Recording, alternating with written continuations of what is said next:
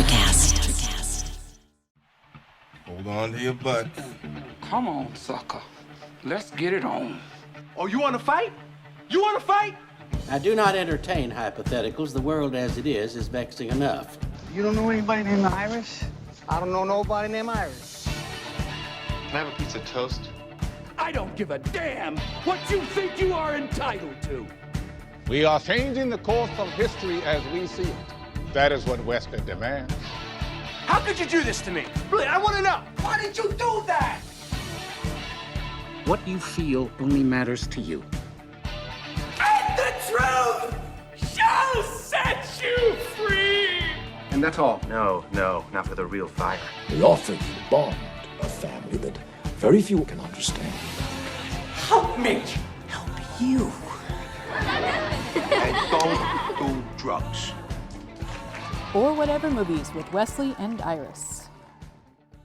What up, and welcome to Or Whatever Movies. I'm your co-host Iris, and I'm here with my older brother, Wesley. And Wesley and I are talking today, 2016, Nice Guys, which is currently available on HBO. So let's talk about your favorite movie, Wes.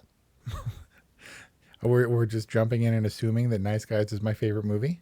Well, you love it, right? Nice Guys, not my favorite movie.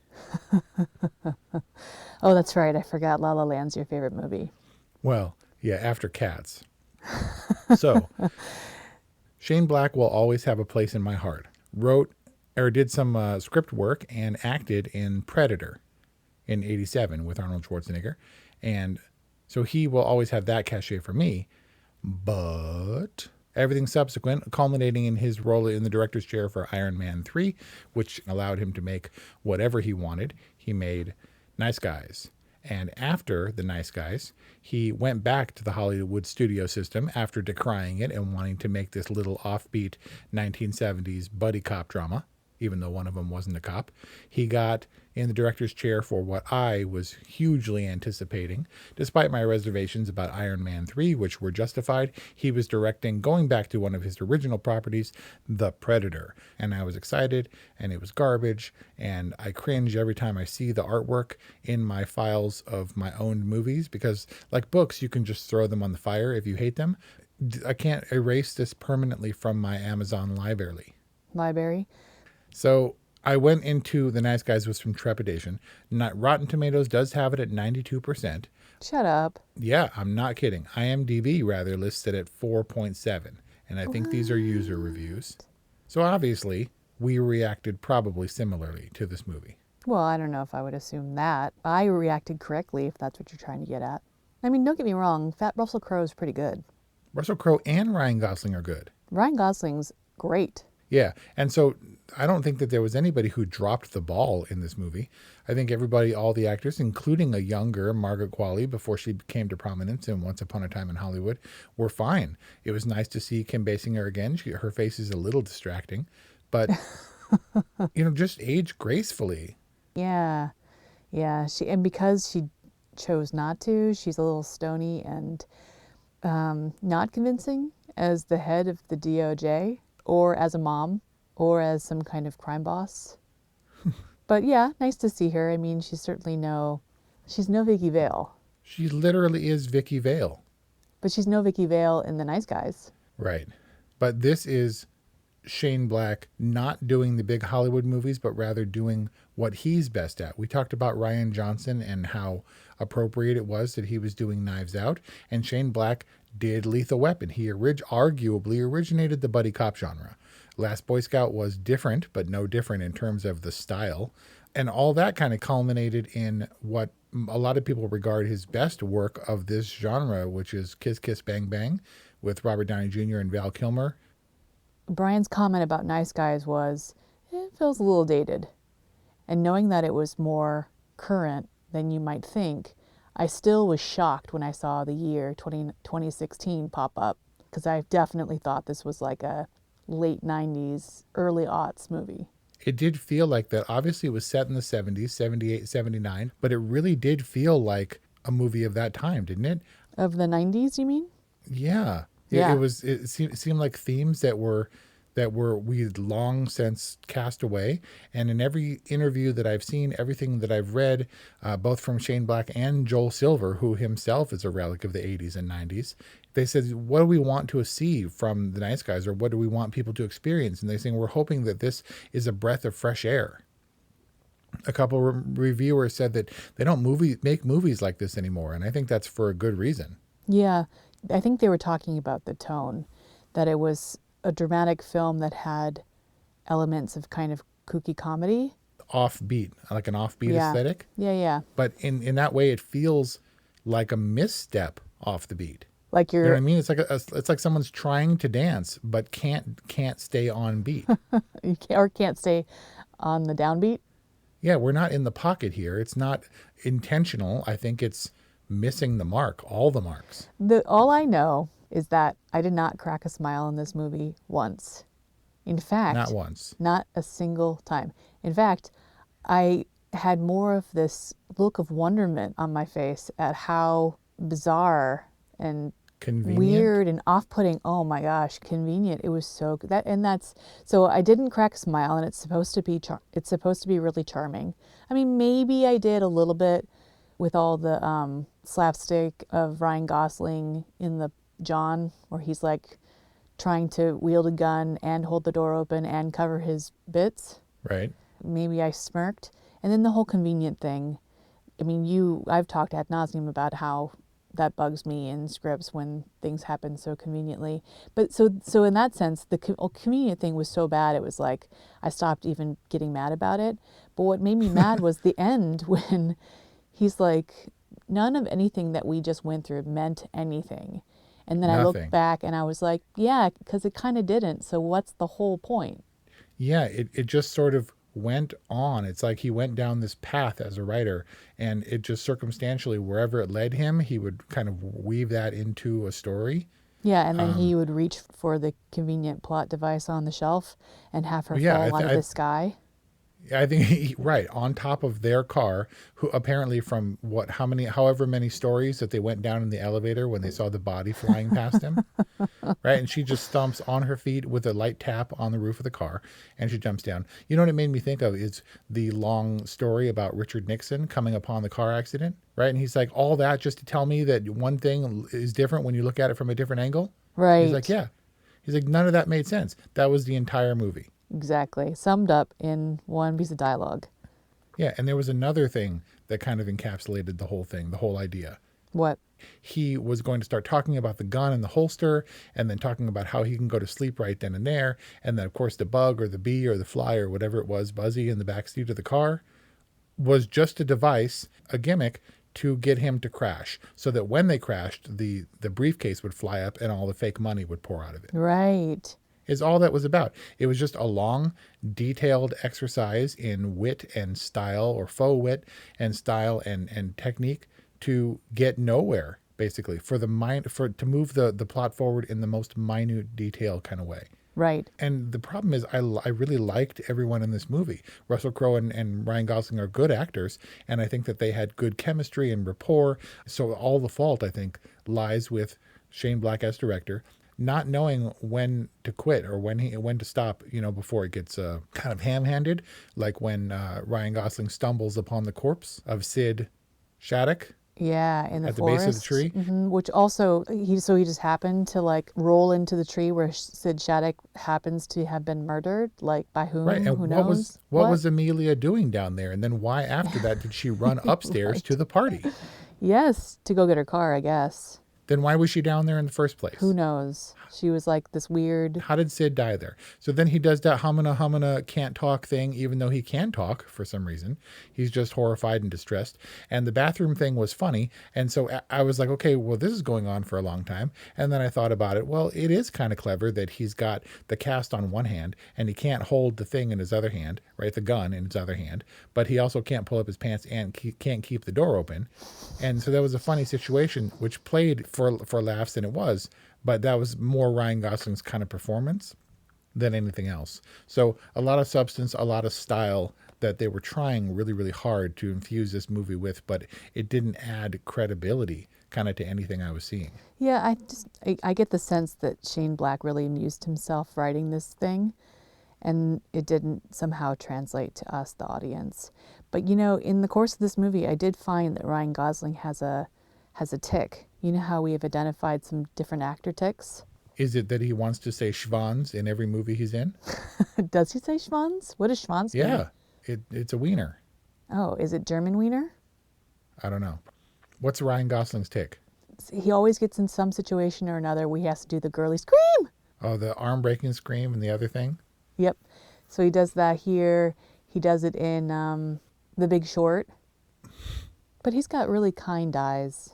No. That's not why we're heaping accolades on Ryan Gosling. I think he's a fine actor and he can execute, and his kind eyes can also be very serious and somber. So Nice Guys, 2016. I mean, in what context did this movie come out? We got Fat Russell Crowe in 2016. Yeah, so this is kind of something that I admire. According to some of the sources that I found, the weight gain for Russell Crowe was intentional, that this guy wasn't a licensed PI, right? He was ironically better at his job at being able to find and being, kind of a heavy than Ryan Gosling was, who does the high-pitched scream but has a license and a gun. Yeah. But Russell Crowe said he wanted this character to be a brawler type, and so he's kind of fat and kind of a tough guy, and fine. I don't know that this is the role that he should have gone all methody and gained a bunch of weight for, but whatever. I admire what they did in their roles with this film. I thought that they were as good as anybody could have been. Additionally, strangely enough, this film was shot in Atlanta. Downtown Atlanta stood in for LA. And of course, we had some LA shots like the Comedy Store and some of the signage, but it did feel like LA to me, didn't it to you? You could have told me the whole thing was shot in LA and I would have believed it.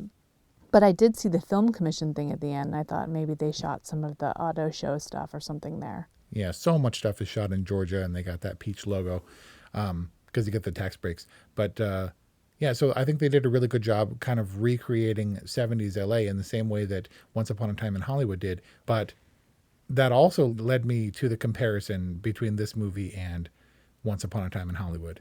So you were saying when this movie came out, maybe kind of what you were asking was who was this movie for? This would be an example of what Shane Black is known for and loved for, because Iron Man 3 was one of the lesser Marvel movies in my opinion. The Predator was just terrible.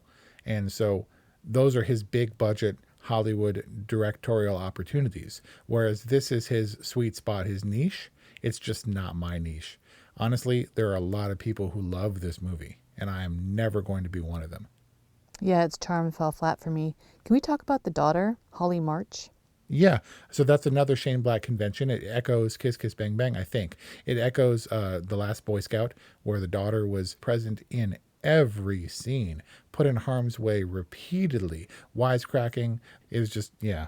So this is tropey for him, because she seemed awfully involved and awfully present. Yeah, just get her out of there. Right, and he tried to, like he shipped her off in the taxi, but he should know by now that she's crafty and she's going to find her way back into it. It's like when she was at home with Mr. Bob, or what's his name? Bad Bob? Oh, Joe Schmo? John Boy. The John Boy, yeah. So when she's at home with Mr. Bob, when she's at home and John Boy shows up, I just felt like that was gross oversight and neglect. Dude, so Healy was told by the guy dying in the street who conveniently got hit by a van, which also then conveniently drove away, so we didn't have to deal with all that mess. And then he said John Boy is going to kill that other cop and his whole family. Yeah. And Healy was like, well, that's interesting information that I'm never going to pass on to anybody, That's even though what I'm I've been saying. around Holly a bunch and am never going to communicate that she might be in danger. So that when John Boy shows up at the door, I'm like, well, man, maybe this could have been avoided if anybody had communicated anything about how this kid might be in danger. Right, or if they didn't leave her home with the target of the whole conspiracy. Oh.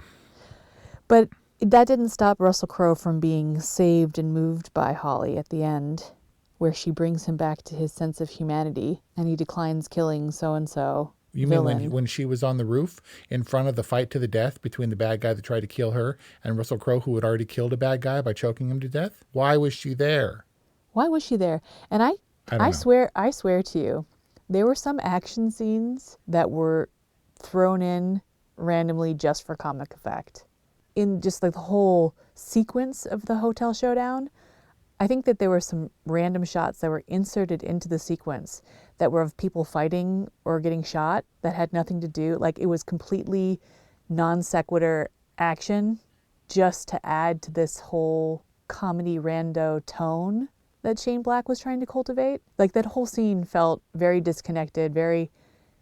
are you know what I'm talking about? They were just random people fighting and punching each other, and we had no idea who they were. I'm not kidding. I was pretty checked out by then. I mean, I was paying attention for plot points and stuff, but I don't recollect anything offhand that I thought that might have been shoehorned in. I was trying to kind of keep a hold on it and to sustain my interest because all the stakes were gone at that point. I will say that this movie did unfold in a way that it came together, even though it seemed like disparate themes and just randomness.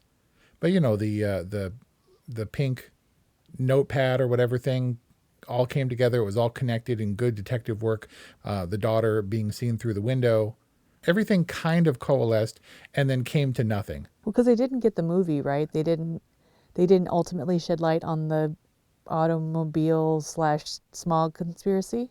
Well, I don't know. It just felt like that was a theme that was shoehorned in to give it sort of more weight.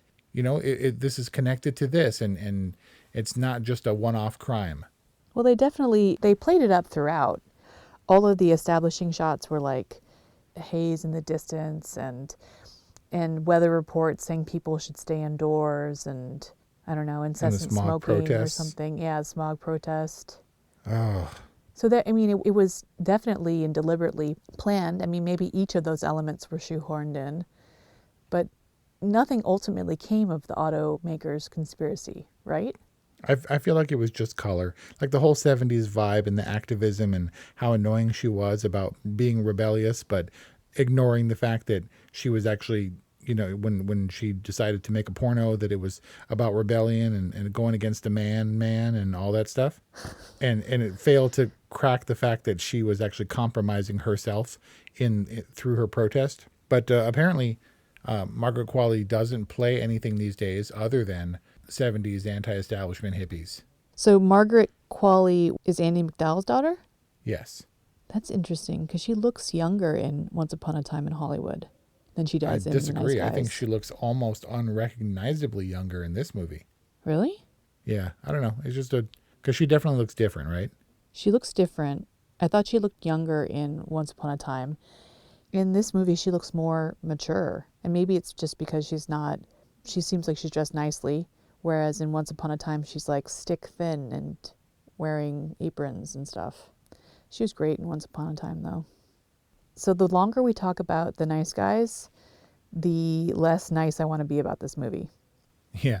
In comparing it to Once Upon a Time in Hollywood, with which it shares several similarities, not the least of which Margaret Qualley, I think that Shane Black would have been the go-to for this sort of witty, throwback, buddy comedy, private eye, hard-boiled gumshoe type if Quentin Tarantino had never existed. In a world without Quentin Tarantino, Shane Black might have been the man. But in comparison, it just falls so short. It falls so flat. Not just in relation to Quentin Tarantino, but it falls short on its own. And I think that's because we've been conditioned as audiences to expect more. Is it tonally? I asked Kelly outright, what did I miss? People love this movie. Some of the reviews are through the roof. What did I miss for this movie? Did you like it? And she said it wasn't particularly enjoyable. Now, I found one source here that will go unnamed. And if this is true, this kind of speaks for itself. Supposedly, this project was initially proposed as a TV series, but, and I quote, was retooled as a feature film after the plot seemed to be going nowhere. Wouldn't that be a red flag to some studio executive somewhere? Now, I don't know if that's true, but that's kind of why I thought that's why movies go to TV, is because they can't wrap up this plot and we'll figure it out in season 5. Kind of that open-ended vibe. Yeah, so the other way around. Ugh, very frustrating. I see how you can draw the comparison, but I do feel like on its own, it's not lacking in style. There's plenty of that. It's lacking in, I think it's masquerading as style. I think that they're all dressed up and they've gone to a boring party. it's like,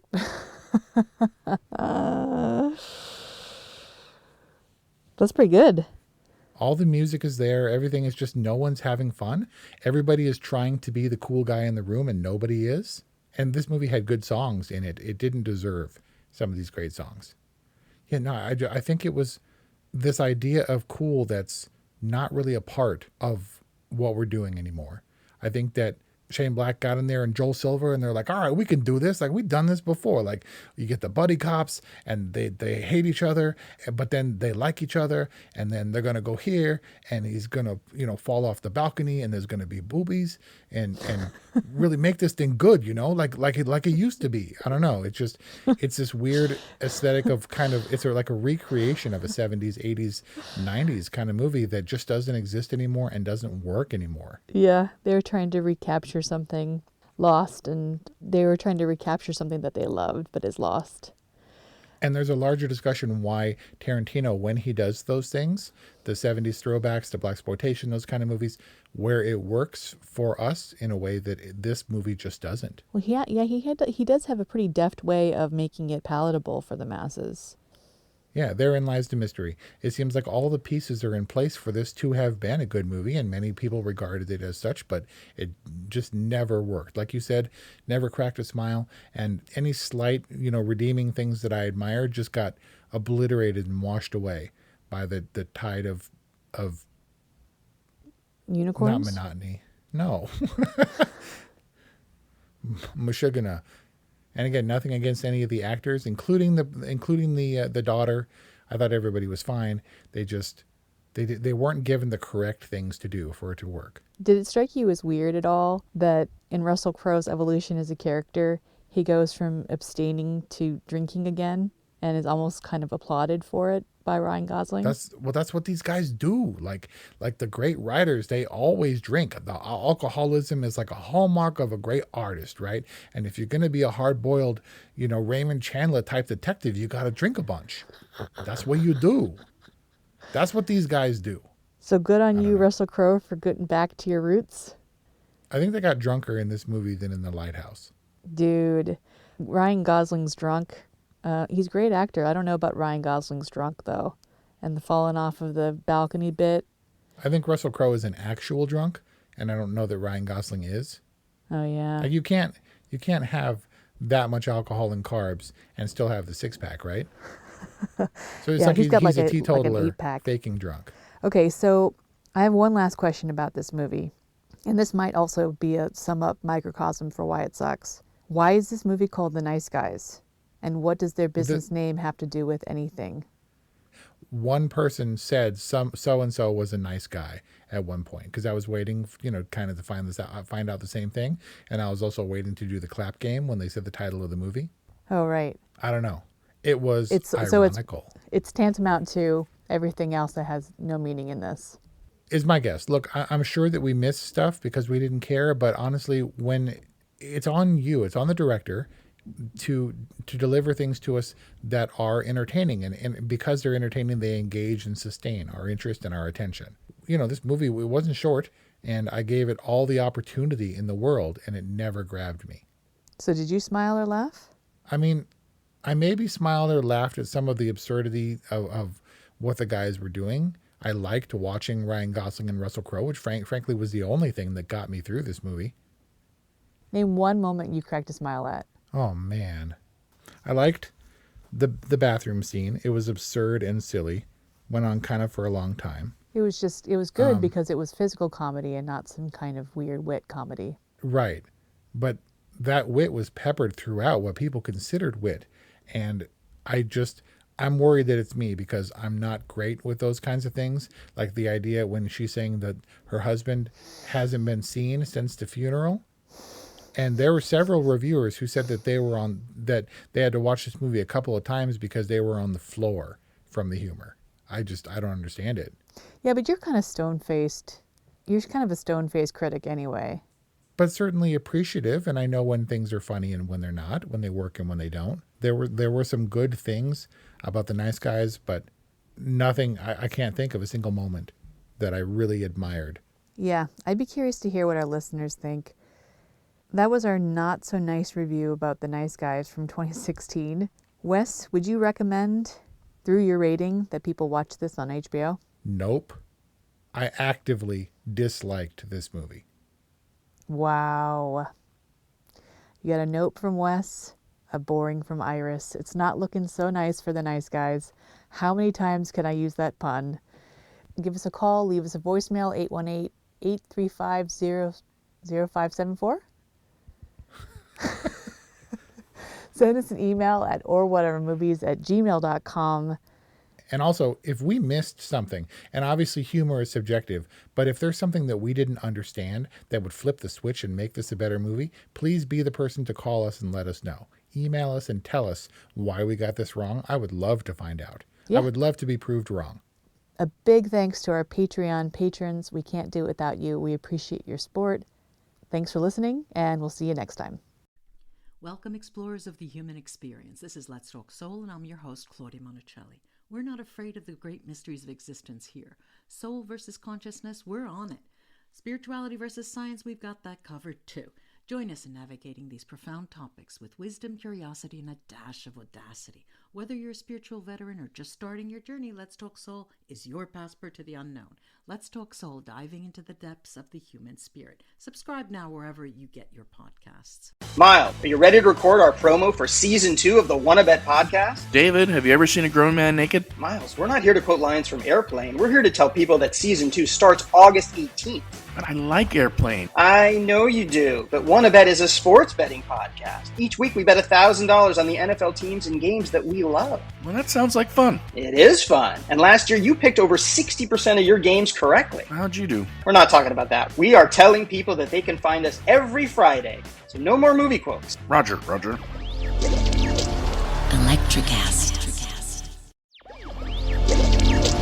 Electricast.